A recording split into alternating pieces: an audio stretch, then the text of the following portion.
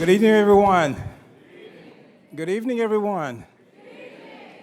I'm pleased to introduce my business partner and friend, T. Dallas Smith, as a 2017 recipient of the Old Man's Club. I'm sorry, that's not on the script. The Robinson Distinguished Alumnus Award. Distinguished is the perfect word to describe Dallas. He is indeed distinguished in many ways. He first started distinguishing himself back in 1982 as a sophomore at Georgia State University. He decided he was going to begin his professional career in real estate and working with none other than Mr. Tommy Tiff. And there's a lot of stories behind what I'm about to tell you, but I'm giving the Cliff Notes version today for those who've heard the story before. But he was actually in Dr. Schwartz's class, David Schwartz's class, who wrote The Magic of Thinking Big. And he actually wrote a paper back then for his marketing class about starting a company, starting a real estate company, a real estate brokerage company. But the dream was deferred to a later date. So a few other highlights before I talk about that coming to fruition. He also distinguished himself in the 1980s as the first black broker for Cushman & Wakefield of Georgia. He also further distinguished himself in the 1980s when he decided to join the Herman J. Russell Company, when Jerome Russell, who's with us tonight, joined his father and became president. Jerome hired Dallas on to start the real estate practice, to start actually the tenant brokerage practice, the tenant rep practice at H.J. Russell Company. He and Jerome spent a lot of time together back in the 80s, making road trips, I understand, to Alabama. It's one of the places they drove to for visiting with Bell South, one of their clients. He also helped Jerome and his family assemble the 45 parcels of land where the current Castleberry development sits, where Pascal's is located, and the 504 Fair Street is being redeveloped to honor their dad's legacy to a Center for Entrepreneurship and Innovation. Dallas further distinguished himself after leaving the Russell family with the blessings of Mr. Russell and his family to join, actually to go out on his own. He didn't start a real estate company on his own, but he was working on his own. And then he got recruited to help Brian Jordan.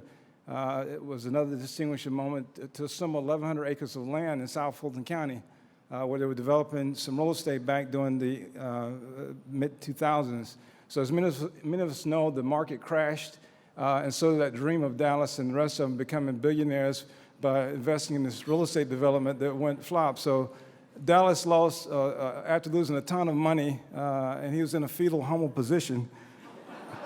That's when Dallas decided, look, let me go back to my core skills, and that's doing tenant brokerage work and representing tenants with their business. So he and Leonte Benton started T. Dallas Smith & Company about 10 years ago. Since starting T. Dallas Smith & Company, we've become the largest black-owned pure tenant representation firm in the United States. Since opening his doors, again, I wasn't there when he started. I joined him a few years after he started. We've been able to form strategic partnerships with many national companies, including, by example, AT&T, AIG, the Coca-Cola Company, Crawford & Company, FedEx Express, and most recently, J.P. Morgan Chase. So just to back up just a half a second, Dallas and I became business partners in 2010 after I left Morgan Stanley. We became partners, and that's a lot of story behind how we became together, but that's just a short version of it. We've been together now for about 7 years. So there's Dallas himself. Dallas has become, we intentionally flew up on the radar when we first became business partners, but in the recent months, Dallas has been recognized quite a bit for his accolades. He's most recently recognized by the Atlanta Business Chronicle as one of the most admired CEOs. And there's also Dallas distinguished himself through his professional service and to the community and to Robinson and to Georgia State. One of his most recent significant examples of service that Dallas describes as his single greatest civic accomplishment, it occurred last year. As chairman of the Real Estate Committee of Georgia State University Foundation, he was instrumental in Georgia State's acquisition of the former site of Turner Field, which is now known as Georgia State Stadium.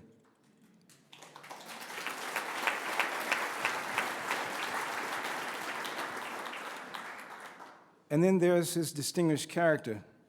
When asked by the Atlanta Business Chronicle about what being a leader means to him, Dallas replied, "I truly believe you should serve before you lead. I think you must treat the shoeshine man and the CEO the same way. That tells you everything you need to know about Dallas and his ability to be a servant leader. Again, Dallas and I have been together since 2010, and just by way of example, civically is what brought us together professionally. Nancy Peterman at the time was trying to recruit Dallas to join the foundation board at Georgia State, and that was in 2010. I'm having a senior moment here. So in 2010, in April 2010, after Nancy Peterman finished recruiting Dallas to join the foundation board, that's when Dallas and I started having some serious conversations about becoming business partners. We've had some wonderful times together. As with any business you're building, there's ups and downs with it, but must say we've had more ups than downs. We've had a lot of fun together, a lot of road trips together, just busy. We believe this is a journey that we're on. It's a marathon, it's not a sprint. We've got a lot more ahead of ourselves, but I want you this evening to join me in giving Dallas Smith a round of applause as the recipient of the Robinson Distinguished Alumnus Award.